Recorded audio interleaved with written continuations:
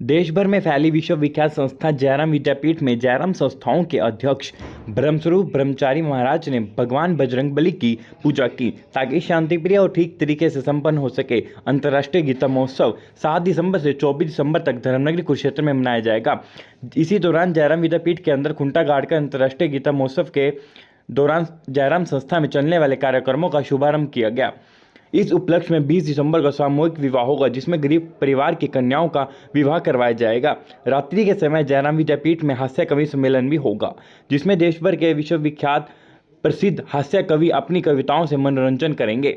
जयराम विद्यापीठ के अध्यक्ष ब्रह्मचारी ने कहा कि आज भगवान बजरंगबली की पूजा अर्चना करके अंतर्राष्ट्रीय गीता महोत्सव के कार्यक्रम की शुरुआत की गई है और जयराम विद्यापीठ के अंदर गरीब कन्याओं की शादी और हास्य कवि सम्मेलन भी होंगे। कुरुक्षेत्र से विशाल अग्रवाल की एक रिपोर्ट।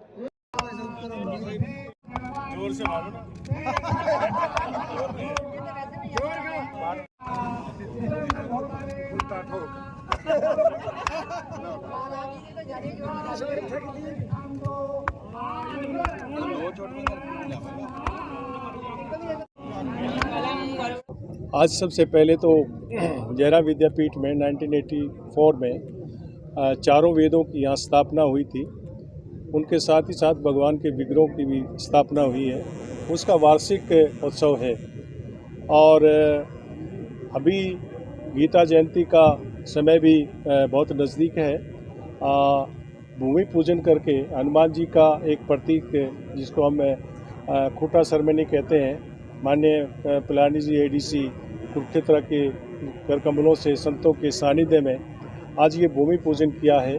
खूंटा सेरेमनी का मतलब ये है कि हम लोग हनुमान जी से प्रार्थना करते हैं कि गीता जयंती का अवसर है, विभिन्न संस्थाएं सरकार मिल करके यहाँ गीता जयंती का महोत्सव प्रतिवर्ष बनता है और हनुमान जी से प्रार्थना करते हैं कि ये समारोह शांतिपूर्वक संपन्न हो। हम अपनी आस्था के साथ, विश्वास के साथ इस समागम के लिए जुड़े हैं और आपसे प्रार्थना है कि निर्विघ्न संपन्न हो, ऐसी सब ने मिल करके प्रार्थना की। यहाँ पे वो तो जयराम विद्यापीठ लगभग 40 साल से गरीब परिवार की कन्याओं का सामूहिक विवाह भी करते हैं, भागवत कथा भी होती है और पूरे कुरुक्षेत्र, अम्बाला, करनाल और कैथल डिस्ट्रिक्ट के स्कूलों के बच्चे भी यहाँ गीता से संबंधित प्रतियोगिताओं में भाग लेते हैं, कोरियोग्राफी होती है। तो एक बहुत बड़ा उत्सव, गीता से संबंधित बहुत बड़ा उत्सव कुरुक्षेत्र की इस पवित्र भूमि पे होता है। इसमें संत महात्माओं का आशीर्वाद होता है।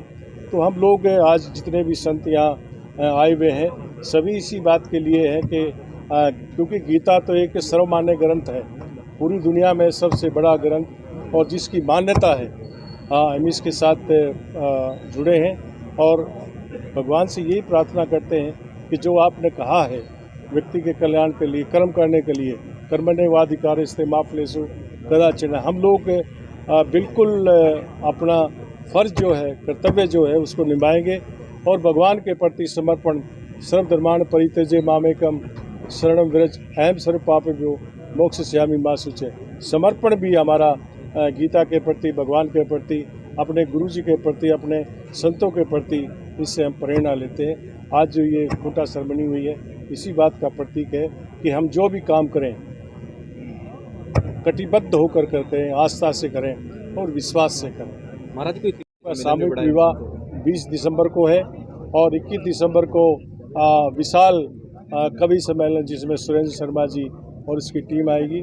ये जो हर साल प्रोग्राम होते हैं, ये एज इट इज़ डेट के मुताबिक सब चलेंगे। मुख्य अतिथि कोई? देखिए, मुख्य अतिथि तो संतों की सानिध्य है, समय समय पर जो उपलब्ध होगा उनको बुलाते रहेंगे। तो टारगेट फिट रखा गया कितनी गरीब कन्याओं की शादी की जाएगी? हमारा टारगेट कोई नहीं होता है। 100 आ जाए, 150 आ जाए, 200 आ जाए, 50 आ जाए, 40 आ जाए, 30 आ जाए, जितनी भी जिनकी एज है, जो नियम है, एज फैक्टर है, उसके मुताबिक माता पिता की सहमति से जो भी परिवार आता है, जरूरतमंद जो भी परिवार आता है, हम किसी को वापस नहीं करते और हमारा कोई टारगेट नहीं है कि हमने 40 करनी है, 50 करनी, जितने भी आ जाएं उतनी ही करें। गीता महोत्सव का शुभारंभ ये वर्षों से परंपरा चली आ रही है कि गीता जयंती का महोत्सव जब भी शुरू होता है जयराम विद्यापीठ द्वारा उसकी शुरुआत घूंटा घाट के सभी संतों को की पूजा अर्चना करके इसकी शुरुआत की जा रही है और ये वर्षों से परंपरा निभाती आ रही है। और जयराम विद्यापीठ लगातार जहाँ धार्मिक संस्थाओं से जुड़ के धार्मिक काम कर रहे हैं, इसके साथ साथ सामाजिक और शिक्षण संस्थाओं में बहुत बड़ा योगदान ये करते हैं। जैसे गीता जयंती का ही प्रोग्राम होता है, गीता जयंती का एक धार्मिक आयोजन है, परंतु उस पर भी गरीब कन्याओं की शादी का करके एक बहुत बड़ा काम करते हैं, एक सामाजिक कार्य करते हैं। इसी प्रकार चाहे हम द्वारमादी में गर्ल्स कॉलेज की बात करें और अब तो जयराम विद्यापीठ जो हमारे यहाँ सैनिक स्कूल बनना है उसकी भी ये बनाने जा रहे हैं, अपना बरान के अंदर लाडवा के पास स्कूल बनाने जा रहे हैं। तो बहुत अच्छा कार्य कर रहे हैं। हम तो भगवान से कामना करते हैं कि महाराज जी की दीर्घायु हो और इसी प्रकार सामाजिक और धार्मिक आयोजन करके इसको बढ़ावा दें।